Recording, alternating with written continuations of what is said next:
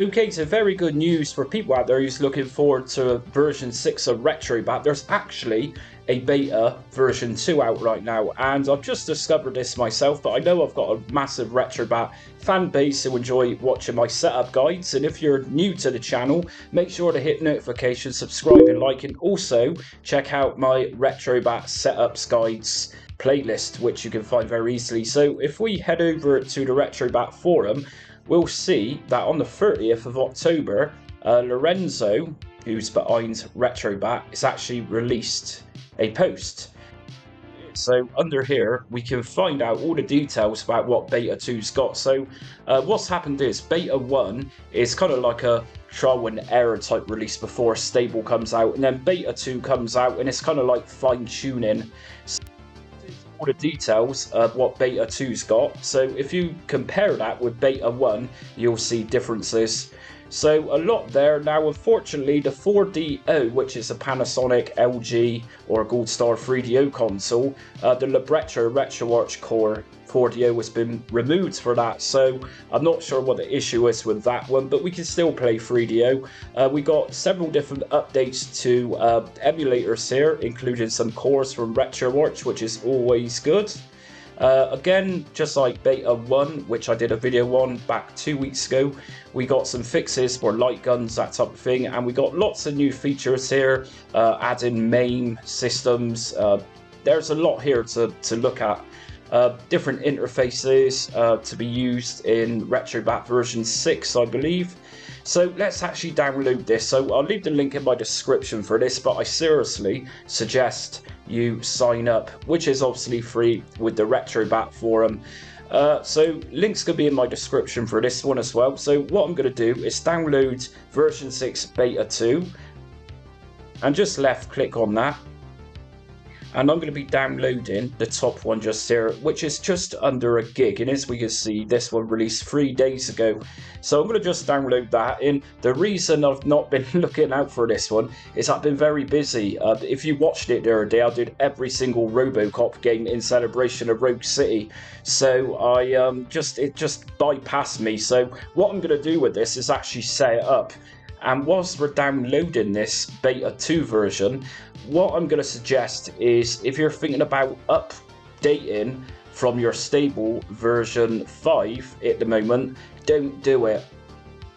The reason I say don't do it is that because this is Beta 2, it's not absolutely 100% perfect, and you might get some bad experiences. And if you've got game collections on Retrobat stable version 5 and you update it to Beta 2 or even Beta 1 or whatever, you could easily lose a lot of your data. So for this reason, if you want to test out Beta 2, I'd highly recommend making a separate installation on it, maybe even a USB stick. Just install it elsewhere just to be safe. So what we're going to do then is just wait for this one to download. Okay, so after we've downloaded our Beta 2, you're going to end up with an exe file, which is an executable file. So right now I've deleted my testing or my setup guide installation of Retrobat, which I use in order to install this one. So like I said just a minute ago, if you do install this, if you're not too technically minded, seriously, install this to a USB stick. And if you want to know how to install it to a USB stick, check out my playlist. A good few months back, I did a setup guide on how to install Retrobat as a portable. So what we're going to do is just double left click on the shortcut, and I accept the agreement, next, next. And here is the part. If you want to install this to USB stick, you'd simply just go to the browse and then just locate your USB stick. But for me, I'm going to just use the default destination, which is my C drive. And within my C drive, it's going to create a folder called Retrobat. And that's where we can put our games and different files. So next, and we want to create a shortcut on the desktop. So next again. And if you should get come up if you're using Windows 11, it will say Microsoft DirectX. Just press yes on this. What happens is with Retrobat, it runs on DirectX and also Visual Runtime C++. If you don't have these installed, then the front end won't even boot up. So just be sure you've got both of these installed. And if you're new to Retrobat and you just randomly come across this channel, it's a free front-end launcher for Windows. If you use Batacera you can actually boot up direct, whereas Retrobat actually runs from Windows. So you get Windows as well as Retrobat simultaneously. Now, somebody asked me the other day, I randomly did a setup guide for a standalone emulator, and someone asked me if they could put that into Retrobat. In that case, if you think emulator should be downloaded into Retrobat, there's a few we can download through the Retrobat graphical user interface, but it's only selected once, and normally that's Yuzu for Switch or Ryujinx. There's a couple of others as well. The best way to do this is once you're in Retrobat, go to the Retrobat logo and you'll see all the different emulators you can download. But the majority of the time RetroArch runs in the background of Retrobat, which plays all your games.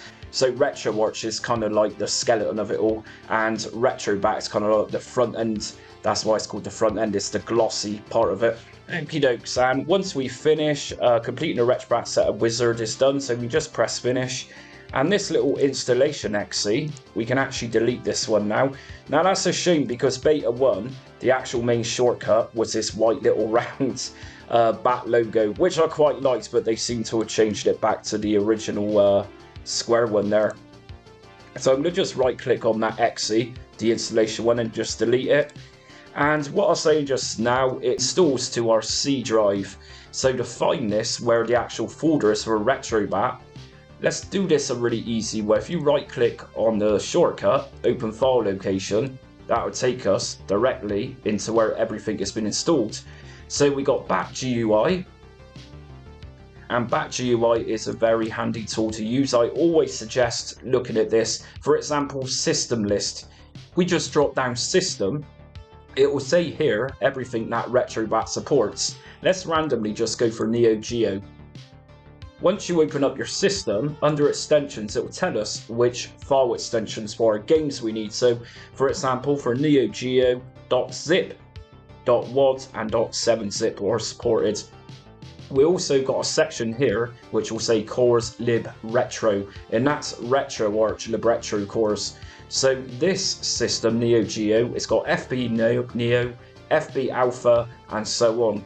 And another example, if I go to Dreamcast, your game file extensions should end with .mds, .mdf, and the list goes on. And your RetroArch core in this one is Flycast.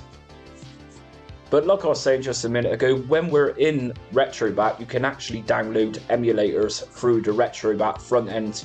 And in some other cases, it will send you off elsewhere to download the emulators.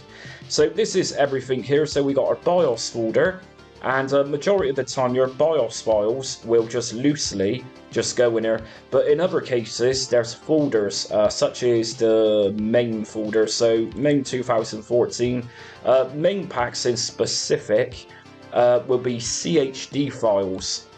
They're considered BIOS files in Retrobat. So if you've got a main ROM pack and it says samples in there, there's actually a folder with samples on it. The samples will go in this folder just here. And if we come back out, we got decorations, and when we open up Retrobat, I'll show you what this means in a minute. We also got cheats, and I did a setup guide on how to get cheats in Retrobat a while back, so check that out in my playlist. Emulation station folder, kind of more technical stuff in here. So .emulation station, if we go in here, we can mess around with the emulation system settings notepad. So for example, if I right click on this one and I open it up, if you're familiar with Emulation Station, this is what Retrobat is based on. So this just here is telling Retrobat where things are located. So for example, the flash just here is the name of the system in Retrobat. Manufacturer flash is obviously Adobe. Hardware is considered a computer. And just here, it will say path, ROMs. Anyways, I could go on about that, but I'm not going to. And if we come back out of here, we got the emulators folder, and this is all emulators for Retrobat. For example, if I go into Yuzu, there's nothing in there, and we can't actually download Yuzu for Switch through Retrobat. You'll have to go through that separately. But other things inside of this emulators folder is DOSBox, and we got little files here, so lots in there. And then obviously at the bottom here, near the bottom, we got ROMs, and this is where you're going to place all your games. So these are all in folders representing each system. Example, if we got a Spectra video game, you just pop in your files in here whilst using Bat UI to establish which file extensions work best with Retrobat. You can actually take screenshots through Retrobat as well. If you click in here, this is where your screenshots are going to end up. So anyway, enough of all the boring stuff, let's open up Retrobat.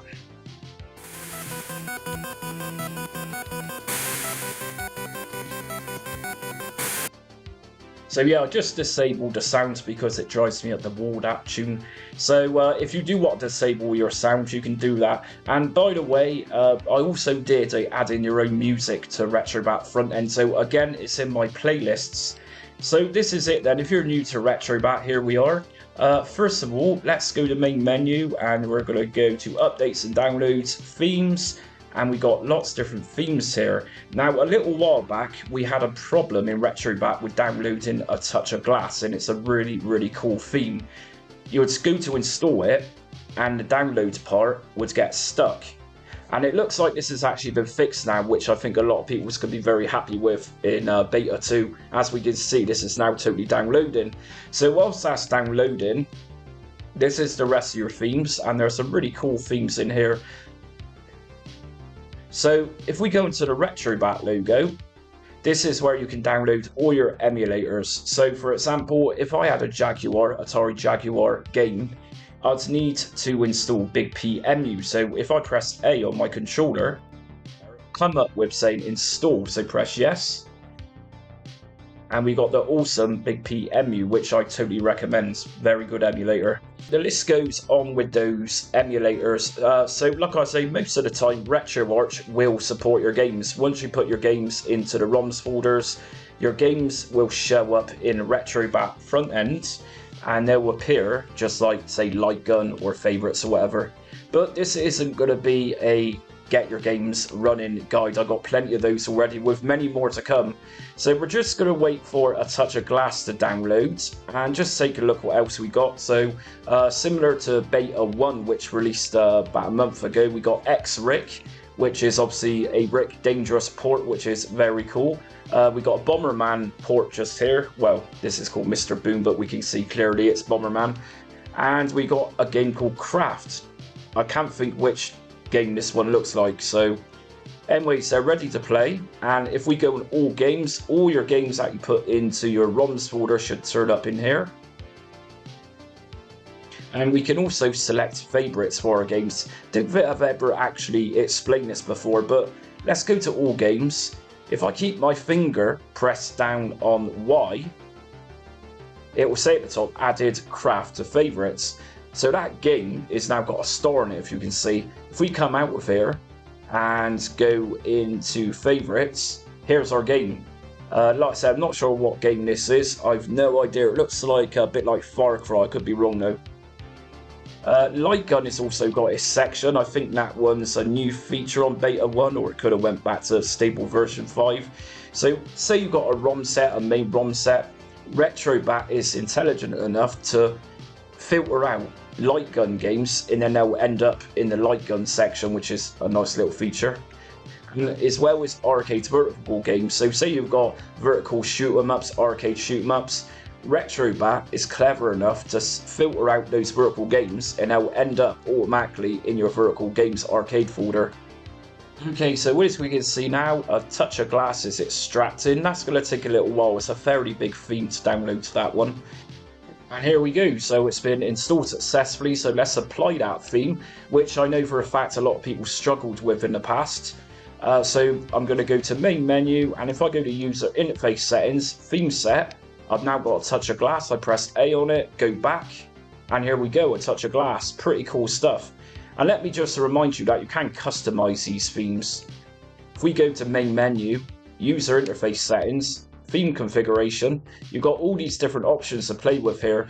For example, game list view style, we can put this into video if you've got some videos that you scrape.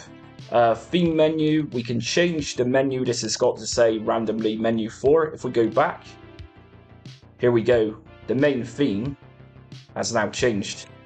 And user interface settings, and let's go to theme logo. Silver ring logos, back, and there we go. So it's very customizable. So that's it. So I did mention on my community poster on that tomorrow I've got a couple of Retrobat, potentially a couple of Retrobat setup guides coming. This isn't one of them. Literally, I just came across this just a minute ago and I thought I gotta keep my community updated, my subscribers updated.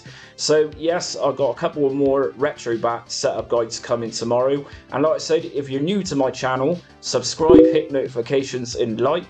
And even if you are subscribed, hit notifications because you don't want to be missing out on Retrobat goodness. Join me on social media. I'm on Facebook, Instagram, Twitter and TikTok. But until next time, stay retro.